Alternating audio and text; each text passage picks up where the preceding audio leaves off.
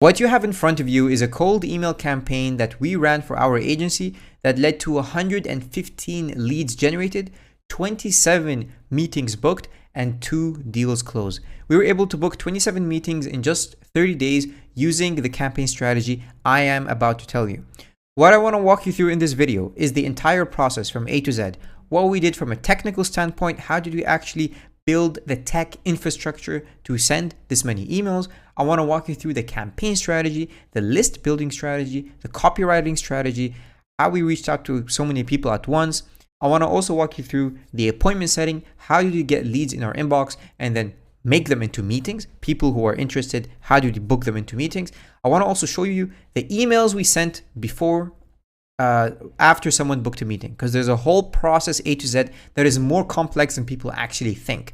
So what I want to walk you through is the entire process. So at a very high level, the first thing we did is we did the tech setup. So this actually involves buying domains and email accounts to send so many emails at once.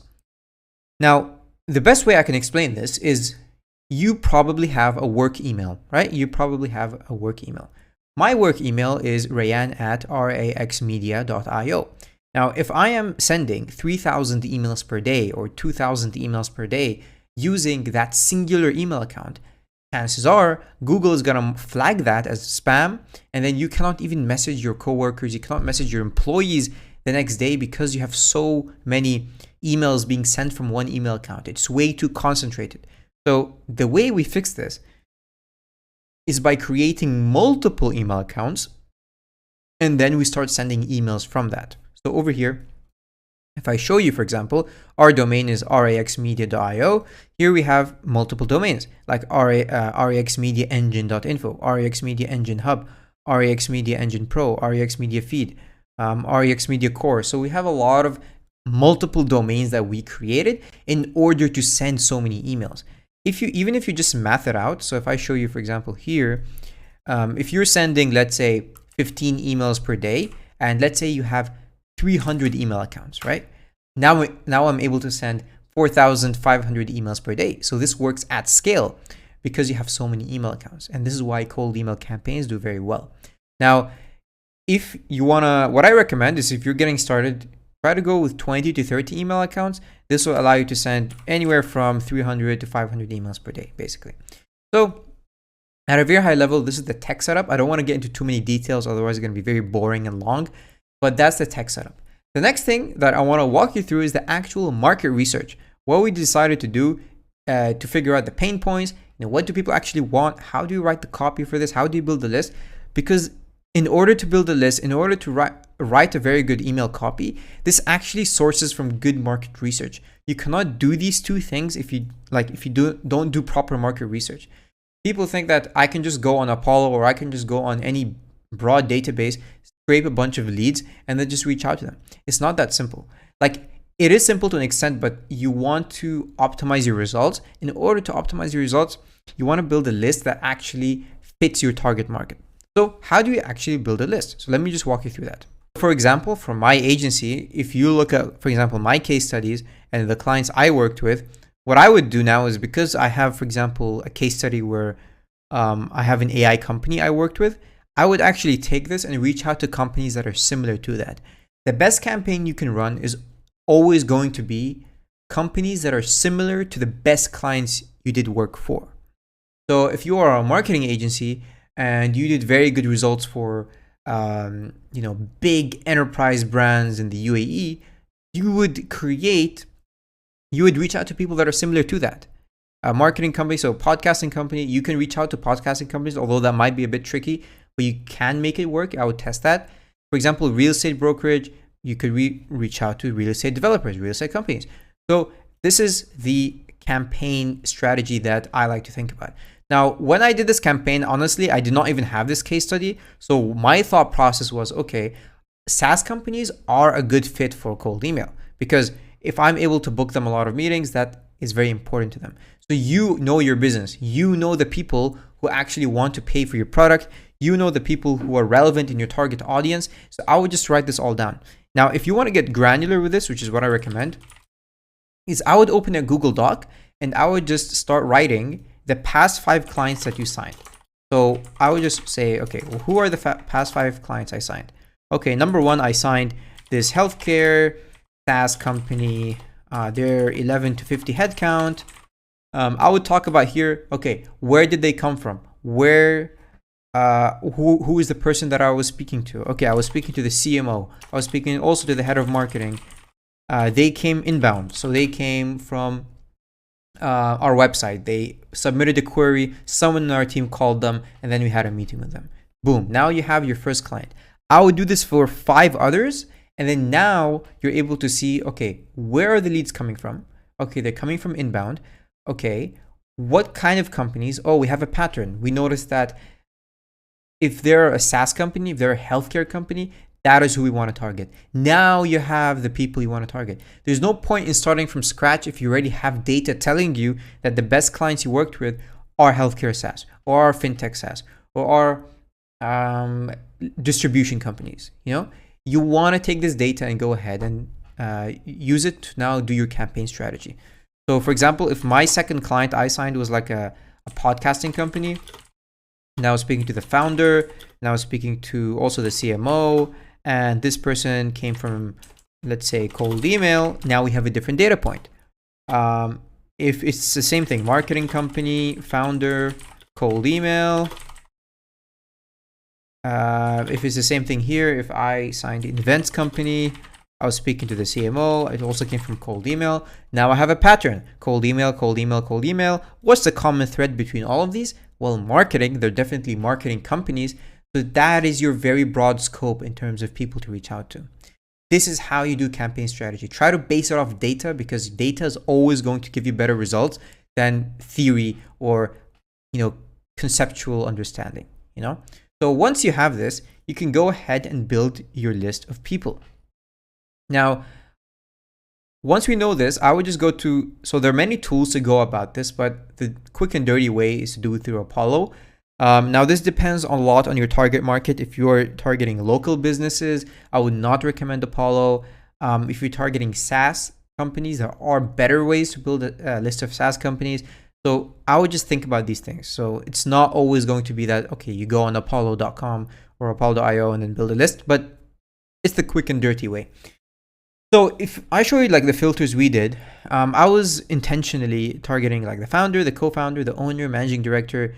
I would remove general manager, to be honest, because that can have multiple interpretations.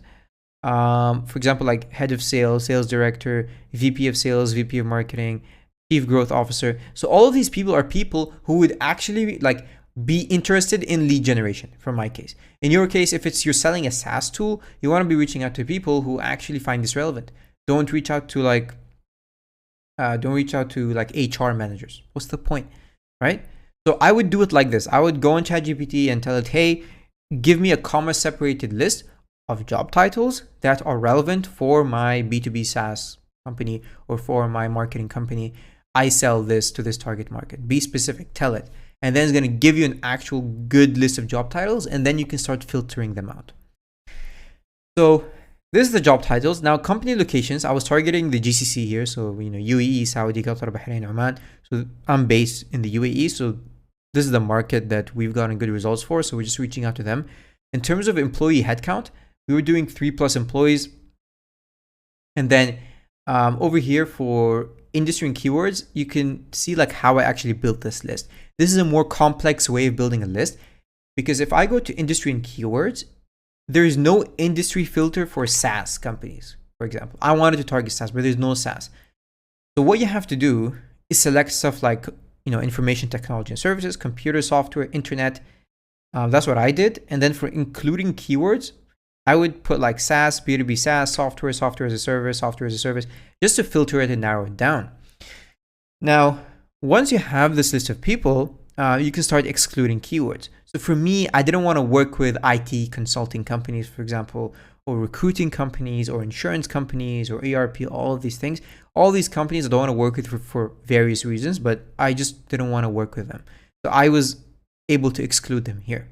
Now, this will give you a list of people you can actually go ahead and scrape and then start reaching out to.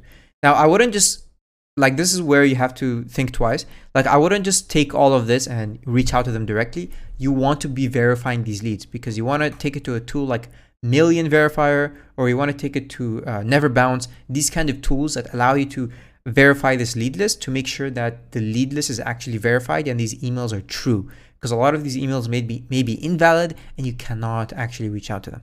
Okay, so this is how we built the list. Now, in terms of the email copywriting, so this is where I could walk you through it now, is you can see how simple this looks. It's not very complicated. Hey, first name as a job title, you're probably looking to speak with. Personalization, we specialize in helping SaaS companies book 5 to 25 demos per month, blah, blah, blah, with influencers and decision makers on a pay-per-qualified meeting basis. For example, we helped a UAE-based marketing agency book calls with blah, blah, blah. Can I send over a PDF explaining our process? Now, this is where there's a lot of things going on, which I can explain and break down. But at a very high level, you just have to ask yourself, what would I respond to? Because a lot of the emails you guys are sending, truthfully, people would not respond to. Because you just have to ask yourself, if I sent myself this long email, 200-word email, 250-word email, would I respond to it?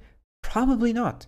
So you want to be thinking about, okay, if I'm reaching out to potential clients, I want to make, number one, my email concise, 50 to 100 words. I want to make sure that I'm being personalized. Notice here how I am, like, it doesn't show here, but like it shows the target audience. So it just say, as the founder, you're probably looking to speak with SaaS companies in the UK. When you're reading that, you're like, oh yeah, I do want to do that. Now they want to continue reading the email. But if you send emails out and you're just sending email blasts and you're not being personalized, that is when you can have problems with spam. This is when you're not generating leads. This is when you're not generating meetings. I'm talking about something they exactly care about. Yes, I do want to speak with that. How did you know? And then you're like, hey, by the way, we specialize in helping SaaS companies book 5 to 25 demos per month with decision makers in the Middle East on a pay-per-meeting basis. For example, we helped a UAE-based marketing agency book calls with Noon, blah, blah, blah. So, simple structure. Hook, personalization. Why, like, this is like, why are you reaching out? Why are you reaching out now? Okay. What is your messaging? What is your offer? What are the case studies and social proof you have? This is how I would break it down. And what is your call to action? 4-step process. Personalization. Why you, why now? Your offer, your messaging, which is the second line. The social proof, clients you worked with, results you've generated. And number 4, call to action. Can I send a PDF? Would you be interested in a meeting to explore further? Interested in learning more? So all of this are the elements that is involved in writing good copy. So this is the PPS line I had. So sometimes people would want to just skip to the PPS and just like see it quickly, like, okay, what is the offer? So I would just say, look, here's how it works. Start figuring out about exactly who your ideal customer is. We set up the tools, find the right people, write emails just for them. We send the emails, follow up, book meetings, you pay us per qualified meeting. This is what the offer we had. What I want to walk you through now is the actual pre-call sequence. What we send to someone who booked a meeting with us before, like once they book. Because once they book a meeting with you, this is the chance to send them pre-call email reminders. The purpose of these emails is to do 2 things. Number 1, build trust. And number 2, give them reminders so they actually show up to the meeting. So when you send them these emails, this actually increases your show rate. So people actually show up to the meetings. And we were getting people a lot of people who are showing up to our meetings, even though we've never met them before. So this is, for example, what I would send them 24 hours before the call. Because I want people to actually believe that we can help them, we would basically send them the following email. So I would send them, hey, here's our cold email process. This is how it looks like behind the scene. We would do an offer deep dive. We'd build a cold email infrastructure. We would build a list, write the copy, response handling, tracking and reporting. And I also want to walk you through the actual case studies we would send them. So for example, 3 hours before the meeting, I go ahead and give them a bit of breakdown, hey, we help this kind of company. We book them 42 meetings. We help this SaaS book 27 meetings. We help this company book 20 meetings. We help this PR company generate 39 leads. So you just basically give them all of these case studies, all of these things. So we actually building trust with them. Now, this is what you want to be doing when you're when someone's booking a call with you, because you want to give them enough reason to actually trust in your services, trust that you can help them. Because once you do that, the call becomes easier, yeah, and people will actually show up. All right, so that is pretty much it now. I've walked you through the entire process of how we generated 27 meetings in just 30 days. If you would like an agency to take care of this for you and book you 5 to 15 B2B meetings per month on autopilot, there is my calendar link below where you can book a one-to-one call. But apart from that, I hope this video is valuable. Have a great day.